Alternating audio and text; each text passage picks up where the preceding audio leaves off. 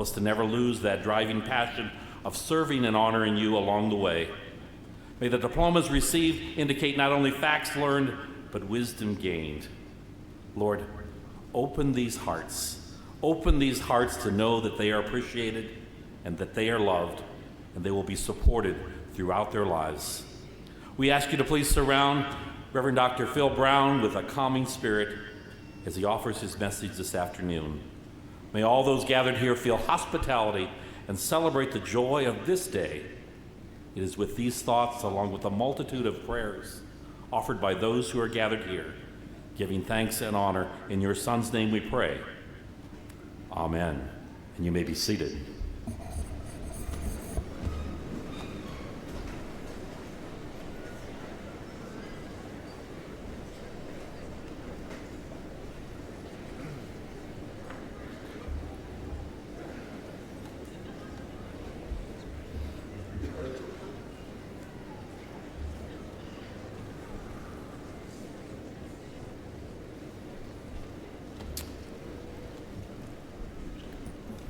Good afternoon.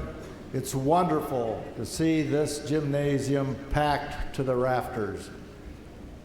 And on behalf of the Board of Trustees, the faculty, staff, administration, and of course the class of 2011, I welcome parents, families, and our friends to this commencement ceremony of Buena Vista University. We especially welcome our commencement speaker, the Reverend Philip C. Brown, and look forward to his address today. But before I address the graduates and introduce Reverend Brown, I would like to extend a very special welcome to Reverend Brown's wife, Faith Ralston, his father, Victor Brown, Marilyn Weddington, and his sister, Victoria. I would also like to welcome the wife of the president, Susan Moore, and of course, my wife, Gretchen. And to the graduates, you have passed through the Victory Arch, which symbolizes your entry into a world that needs your good ideas, your hard work, and your leadership. With the education that you have received and you will continue to receive throughout your life, you are prepared for new challenges and new adventures. You have our very best wishes for a life filled with the health, the happiness, the success, and the service that you will enjoy in the years to come.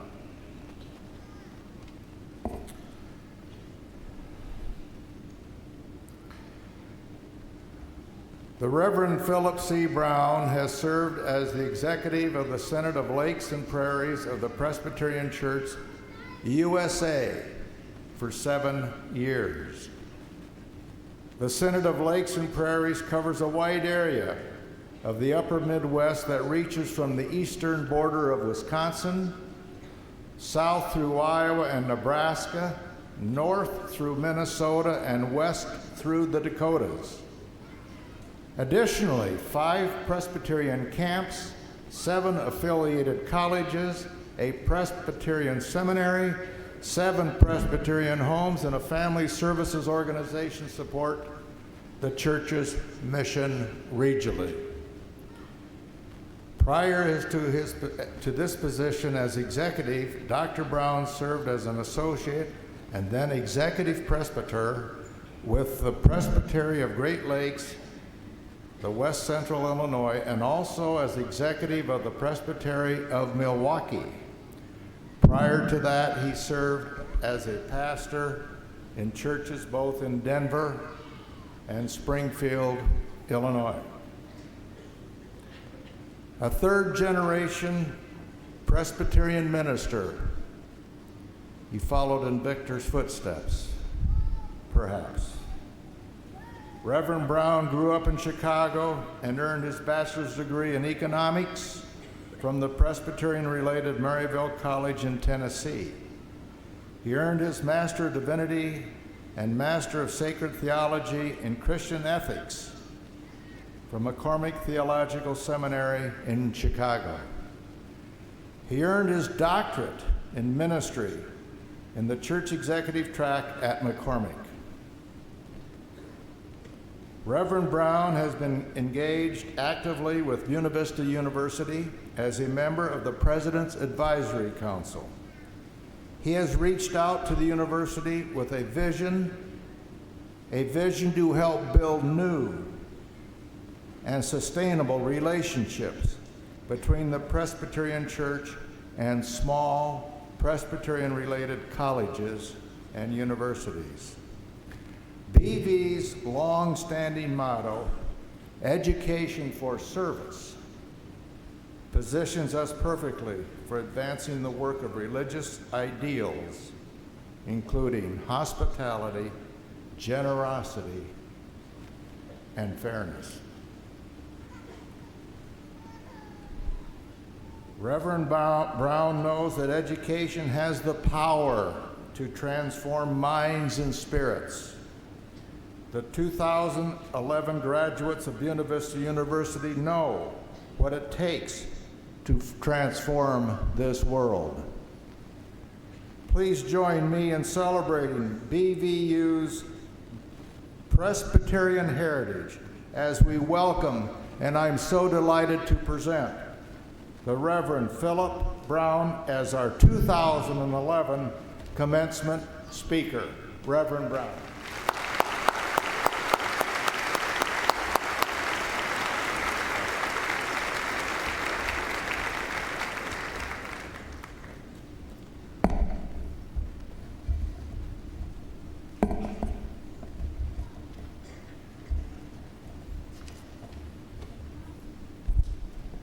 I didn't remember doing all of that. Thank you, Mr. Chairman, Mr. President, Chaplain Meisner, Mr. Dean, faculty, and especially graduates whom we come to honor this afternoon, and along with you, your families who have walked with you in whatever ways through this BV journey. I'm very aware that the graduating class today is quite different than in my undergraduate or even graduate days when the primary student body came and was residential. We were right out of high school and moving right along. Very different than 75% of you going through the GPS program, representing very diverse lifestyles, age groupings, and I would commend you for your initiative in participating in this quality educational opportunity. And I also commend the faculty and the staff for creating, imagining these initiatives, designing education for changing times and changing life circumstance. Thank you in particular for the opportunity to share a commencement address. I'm normally in Chaplain Meisner's role in a variety of celebrations I've participated in over the years, even commencements, but I'm generally responsible for praying people in and praying people back out, and not for extending the distance between those two prayers. It's a little unnerving to have my family support, who came this afternoon, be seated right down front. It reminds me of an early church conflict I was called to help resolve, and it had to do with a pastor's spouse. The good news was she was in church every morning, right in the third row, right in front of the pulpit. The bad news was she liked to finish his sentences. And so if you hear still small voices down here, that's exactly what's going on. Sometimes when I pick up my rental car from Hertz, it has attached to the dashboard that little GPS. not the graduate professional studies program, but the GPS that, and they call it the Hertz Never Get Lost system, which is something of an illusion. Many of you would have different models and know they all have little bells and whistles attached to them. But I like this one, and I like it because it tells me something I seldom have heard in my life. When I make that last turn and it says your destination is on the left, when I get there it says you have arrived.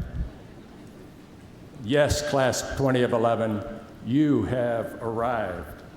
And maybe not for very long, but at least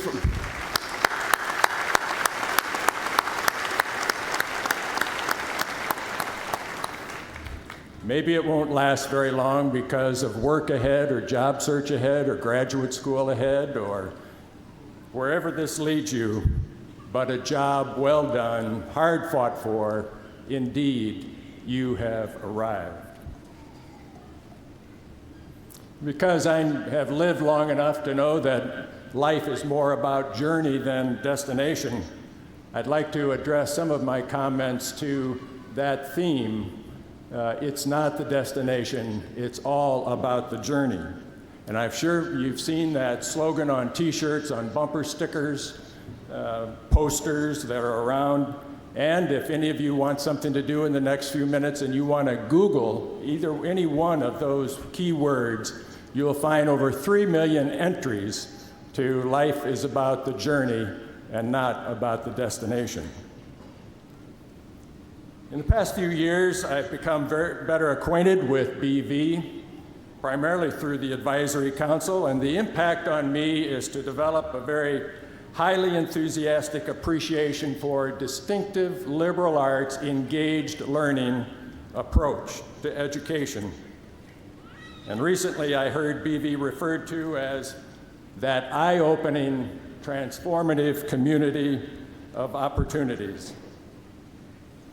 Well, following the President's call inviting me to speak to you several months ago, probably way too much time for me to think, I began to consider what it was that I had agreed to do. And I thought, well, what about the commencements I've participated in? And what I concluded was that if I was participating for any reason other than to receive a diploma, I could tell you something about who the speaker was and what they said. If I was receiving a diploma, I didn't remember anything. And so I've been testing that out, doing a little research on my own, along with pulling together my comments. And sure enough, as I talk to many folks, many with multiple degrees, very few can remember anything about their commencement day, except mainly I received a diploma. And so as I was departing from the last Advisory Council meeting, I was exiting the building with a couple of BV grads, very successful folks. And they were saying, way to go, Phil, you'll do great, you'll have fun doing that commencement address. And I thanked them for that, and then I said, tell me something, you went through BV and graduation there, and you guys are through graduate school. Can you tell me anything about those commencement experiences? Neither one could tell me. And I said, well, thanks, I really appreciate the encouragement, we'll move on. Well, while I was on the campus for that particular meeting a little over a month ago for the Advisory Council, I took the opportunity to meet with some of the graduating students. I wanted to get acquainted a bit, wanted to know where did you come from, what was your experience while you were here, where are you headed now that you'll be receiving that diploma? Well, with the hectic schedule for seniors and grad students, GPS students at the time, Donna Shona Bloom did a great job of corralling a small group of students, and I was able to have wonderful conversation from my perspective with them. Some of them did confess that they at least knew there'd be a good lunch, and so they would come for that. They didn't know about talking with me. But I agreed, and I knew that even a small number would pay attention today because they know I warned them I would quote them, and some of them may get credited with great insights that were made by other students. I don't know, but I'm sure I'll hear about it. Well, during those conversations, I heard consistent affirmation for both the faculty and the staff, whose primary interest, they said, is to cultivate the individual gifts of the student, to develop self-confidence for learning and for relationships, for leadership, rather than impose some agenda of your own. Faculty are always interested in me, they said, the student and the person. Their agenda has been for me to succeed, for us to grow in ways we never would have without this experience. We have learned here how to think. I heard consistent excitement for academics made real through experiential learning in one form or another. The classroom is more about just concepts out of a text. We're taught by real practitioners, said Bob Myatt of the GPS program. They've been there. And all of the students expressed great appreciation for the expanded cultural and global awareness that they experienced while they were here. Well, just a couple of valuable learnings to share. Chris Jones, learning how to work with others, he said, was extraordinarily valuable for me, primarily through the tutoring program. Emily Nielsen, solving problems by learning how to think. To take nothing for granted was important, and she started talking about calculus-based physics or something, and I didn't even take notes. Misty Shaver said, learning to believe in myself. Jocelyn Cook, teamwork and having to be prepared in order to be a part of the team. Rebecca Roth, similar, through my experience with cable network, learning how to be a part of a team and to lead. Brett Malone offered, we get to know a lot about our own fields, but BV lifts us out of the box, exposing us to a much bigger part of this world. But what I really wanted to learn, however, has to do with questions. Has to do with what questions that they have. What did they bring to their campus experience or the GPS program or the master's program? What are the questions that they lived with while they were here? What questions are they now taking back out through this door into another part of the world? Well, thinking about questions, I first thought, the people that ask the best questions are our kids, our grandchildren. If you spend much time around youngsters, you know that they have the capacity to ask rather incredible questions, sometimes startling, sometimes extraordinarily insightful. They're not politically correct. They're not intimidated in any way. A couple of mornings a few years ago following our wedding, my wife Faith encountered my 9-year-old granddaughter the next morning outside our bedroom door. After morning hugs, Abigail put the question to Faith, well, did you sleep with Grandpa last night? Well, I sure did, came the response from Faith, undaunted by her directness. Well, how was it? Abigail persisted. And after Faith then regained a little composure, Abigail pushed on, well, did he snore? Sometimes I wonder how we train youngsters away from their wonderful questions to be more concerned about answers, right answers, than right questions. So what kinds of questions did the students have on their minds? What were they asking about when they arrived on the campus and in master studies and with their GPS studies? Here were a couple of the responses. They're simple questions, and ones you might expect, but they're powerful questions. Will I make friends? Can I afford it? Will I make it there? Is this where I should be? A GPS student was very concerned about balancing his heavy course load with full-time employment. Where am I going? What will I do? How am I going to succeed? I was a success in high school. Will I continue to be? And one offered, what does the larger puzzle look like so that I can make some decisions about my own little piece? Early in my younger son's graduate studies experience, his faculty advisor, who was really a marvelous and very providential assignment for my son, he invited Jess to a new part of his discipline. He challenged Jess to form a question out of all of his classroom and laboratory preparation. He says, don't come to class or don't come to the lab without a question on your mind based on your preparation. He says you may never ask it, you may reshape it in the course of conversation in class, but I assure you, you will engage the material differently if you come with a question on your mind. And secondly, Professor Snoink encouraged, Jess, I want you to leave the class with a question as well.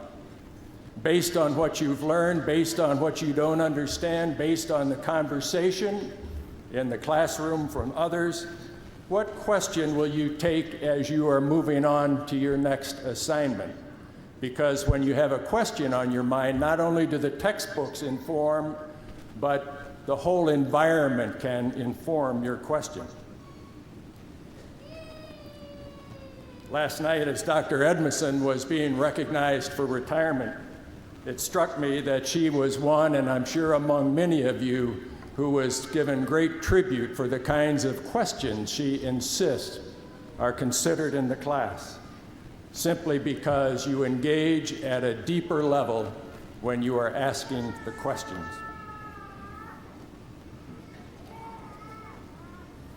In an article entitled The Art of Powerful Questions, the authors quote Albert Einstein, and you may be familiar with this, who said, if I had 1 hour to solve a problem, I would spend the first 55 minutes determining the proper question. For once I know that proper question, I know I can solve the problem in less than 5 minutes. And so I was interested in the questions the students had on their mind as they leave. What questions, many of them you would expect, once again, maybe simple but powerful question. What's next for me? Will I be able to pay off my college debt? What's the job out there for me? Will I get into the grad school I want? Brett Malone said, are the choices I'm making now really going to be the best choices for me and others around me? And one asked, wonder what the actual cost implications of these global disasters are and how are they impacting the society into which I am moving? How does that impact my life? Well, what is the world that you are moving into? All you have to do is pick up a paper, turn on the news. You'll catch some picture, and it's changing every day, some picture of the challenge and environment into which you are moving. Whether employment is next for you, whether grad school is next for you, whether a respite is next for you, this is something of the world that you face. You're entering a world of Facebook, Twitter, smartphones, and you know now that smartphones know you're here this afternoon and not to bother trying to get in touch with you. Whether you may know whether you have a significant scorecard on one of the social networks, which for most of us have to do with credit ratings. These are social network ratings. And you probably read that Britney Spears hired a consultant not too long ago because she was so upset that Lady Gaga had a higher clout score than she did. You're entering a world exploring possibilities of multiple universes and all kinds of fascinating research and development in the field of sciences. The other day on NPR, I heard a segment on the use of this special clay in North Dakota and nanotechnology to help the body develop its own bone replacement. This week, astronomers discovered 10 potential planets without apparent orbits, simply floating through the Milky Way. A world seemingly experiencing more natural disasters affecting our global economy. Our habits for environmental sustainability are becoming more and more urgent, and I know that's a matter taken seriously on this campus. Becoming water neutral is now going to be equated with the carbon footprint that I leave. And that was the theme for the freshman orientation, which was so interesting, and the challenge that all those groups had that, within 6 hours' time, you need to resolve this, and you need to do it within a certain budget, very limited budget.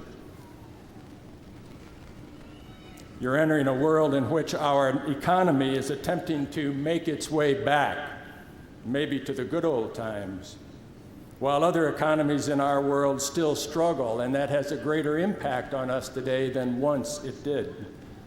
But the devastation in our own economy was not a natural disaster, but a result of human greed and poor judgment. So the questions around our recovery seem to be more focused on will we return to those good times rather than what are we learning from that? How will we keep ourselves from repeating what we did? A national economy in which a very small number of individuals own half of the wealth in our society. And you know well probably that the gap between the rich and the poor is widening. And historically, if you're history majors, historically, you know that is an indication of a declining and dying society, where national and state budget shortfalls are immense, and the solutions seem to be focused on cutting human services to those who need it the most. It's happening in the field of education, of fine arts, of healthcare. And while we as a nation continue to underwrite 2 wars, and we have a major debt because we bailed out those who were responsible. Dealing with these issues has become more difficult, reflecting a trend around the globe in which we are more polarized, less conciliatory toward those with differences, less civil. Last night in our faculty staff recognition dinner, President Moore referred to it as an increasing cacophony of voices. I loved it. Cacophony of voices who believe they know the truth, what's right, less open to negotiation and dealing with differences. Well, what does all this mean? I don't mention this in order to throw a wet blanket on commencement day or the world you're moving into, but it's to invite you, to encourage you, to leave, as you leave this place, not only with questions about you and your personal life and your future professional life, but to leave forming a question about the common good.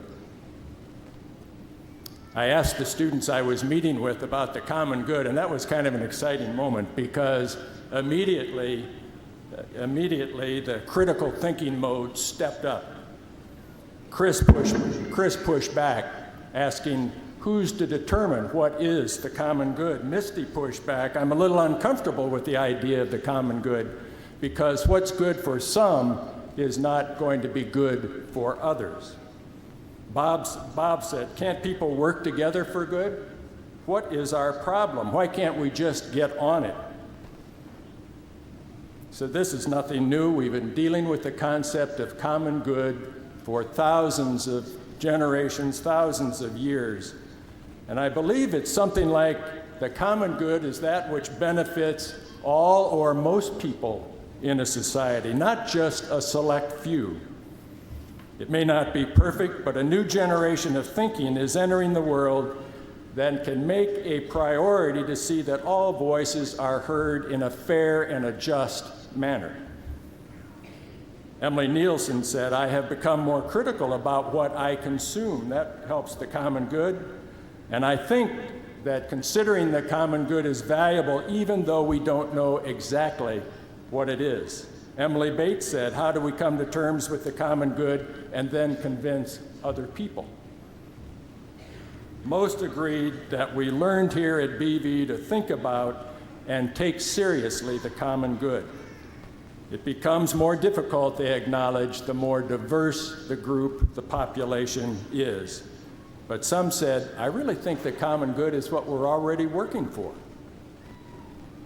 Again, if you want to Google the term common good, you'll find over 50 million entries, and it's pretty upfront. There is not